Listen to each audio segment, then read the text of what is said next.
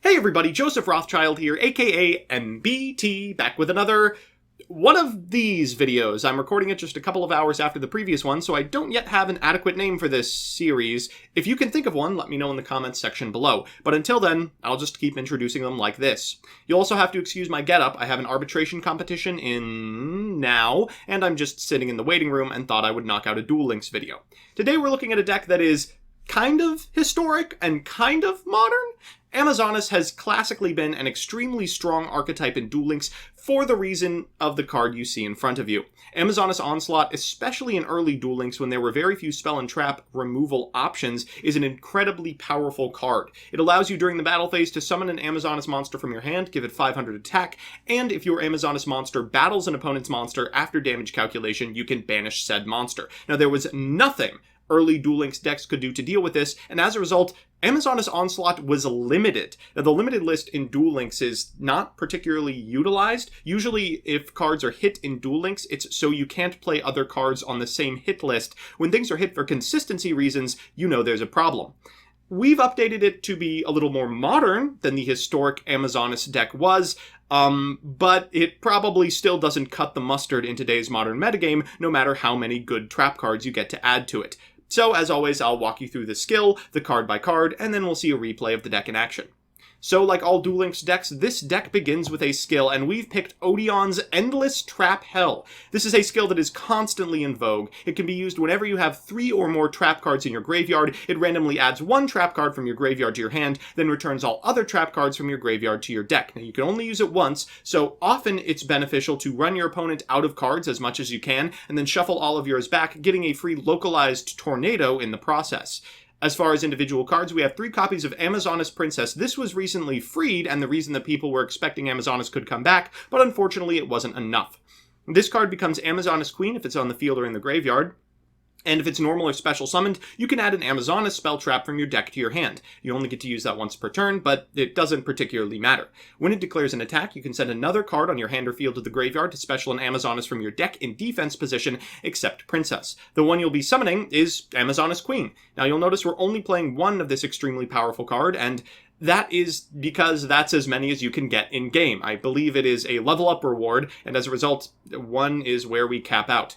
After that are 2 copies of Amazonas Swordswoman. This card pairs fantastically with Amazonas Onslaught, because while your monsters can't be destroyed by battle, they're repeatable removal spells under Queen, you will take damage, and these monsters don't have a ton of attack. This is a way to turn that low attack point value from a liability into an advantage, burning your opponent as you banish their monsters. And finally, we've got 1 copy of Amazonas Tiger, just because playing 6 monsters probably isn't enough. I know it's Endless Trap Hell, but you probably do have to summon something sometime.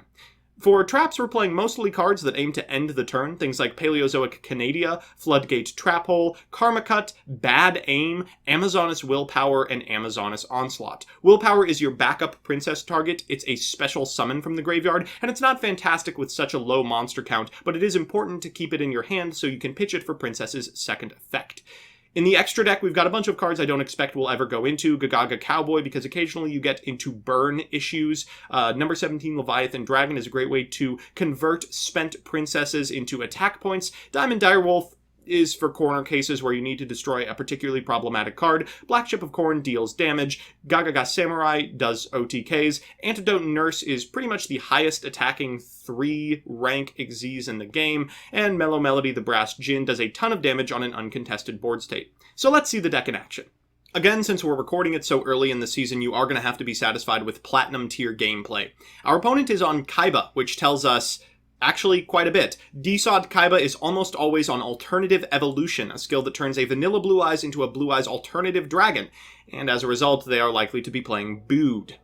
We draw a pretty bad opener, all things considered. Bad Aim and Floodgate Trap Hole are fantastic traps. Willpower's okay because we have an Amazonas Tiger, but none of these are part of our linear game plan. And this is the majority of the reason why the deck doesn't see any competitive success today. It's just too slow. However, that doesn't matter if our opponent's turn 1 play is set to pass. A Canadia's pretty good. I figure we might as well normal summon a copy of Amazonas Tiger, get in for 1500 while the gettin' is good, and set 3 cards passing turn. I elect not to set Amazoness Willpower because I imagine this game is going to take forever regardless and will have ample opportunity to do so. Might as well keep my back row safe for stuff like Floodgate Trap Hole. Unfortunately, my opponent has a Karma Cut for the Amazoness Tiger. Good that they're not using it on something more powerful like Princess, but very bad that we now have no way to recur this monster. My opponent's going to pass once again. God, Battle of the Bricks here. We'll draw for turn, and it's another copy of Floodgate Trap Hole. The onus is on my opponent to take moves. I can endless trap hell them out of the game and mill them if it comes down to it. They're going to normal summon a copy of Maiden, and oh god, it's this type of Blue Eyes deck. Okay, well, Floodgate Trap Hole is very good against Maiden specifically. It doesn't target, but it does deal with the problem. For turn, we draw another trap card, a Bad Aim. Well, thankfully, the Bad Aim that's already set should make quick work of this copy of Maiden with Eyes of Blue if our opponent ever gets to a position where they're able to potentially trigger its effect. For turn, we draw... oh, wow, we actually got it, an Amazoness Princess. We'll normal summon a copy of Princess and activate her effect in order to get ourselves a copy of Onslaught, to which our opponent will chain a Head Judging. All right, time to try and beat a 50-50. We activate Bad Aim in response, however, to get rid of this monster so that nothing happens. I pick heads and flip tails, which means not only is the effect negated, my opponent is getting my monster. I'll set one additional card and pass it back, and suddenly we're on a clock. They're going to do 1,200 to us, and we got to turn this around pretty quickly. For turn, we draw another trap card, a Karma Cut even, that requires additional cards in our hand. I'm not going to get salty yet, but I am preparing to very shortly. Our opponent's going to set a card and then attack again for 1,200. I figure I probably can't take this, in fact, so I'll go for a Paleozoic Canadia here to switch that monster to face-down defense position. For turn, we draw anything, really. Another Willpower. We're going to set the Karma Cut and pass it back to our opponent. We're just trying to stay alive here until we can get our engine online, but we're 13 turns deep. Our opponent's going to set another monster and a spell trap and pass back to us with a full board. Oh, full house when. For turn, we draw the Onslaught, which is great, but we need monsters to really turn it on. Our opponent will Ballista Squad, sending, oh god, a Whitestone of Ancients. We'll chain Bad Aim to get the other back row, which turns out to be a Karma Cut. Very good news for us. But at end step, they can activate Whitestone of Ancients in order to get a copy of Dragon Spirit of White. I have to get a little lucky here, and thankfully I do. They target this copy of Floodgate Trap Hole, so we're able to not only flip that Dragon Spirit of White face down, but also bring back our Paleozoic Canadia to challenge our own copy of Princess. Our opponent's going to draw, and then tribute summon the Blue Eyes White Dragon over these two set monsters, then activate Alternative Evolution. Ooh, you probably should read the Paleozoics. They'll activate its effect targeting my Paleozoic, and yeah, nothing happens. That's how those cards work.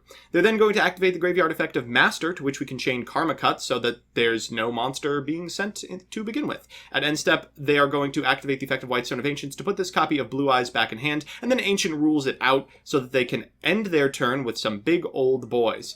Finally, they will walk over my Paleozoic Canadia, and I'll take the 1,800, going down to 1,000. Things are looking grim. For turn, we draw... oh, a Swordswoman. That's fantastic. So we'll ETH here. That's going to get us the Bad Aim back to hand. Well, better than the Karma Cut, because I don't want to keep extra cards in hand. We'll go ahead and set all three of these traps, and then normal summon a copy of Amazoness Swordswoman. Swordswoman, at minimum, can walk into the Dragon Spirit of White. I'm not too concerned. If a card is set face down by Floodgate Trap Hole and then flips up, it can't change to attack position, so this is just free damage. Our opponent's going to normal summon a copy of Master. They'll activate Master's effect. We'll activate Bad Aim in response, destroying this Blue Eyes White Dragon. I'm feeling pretty good.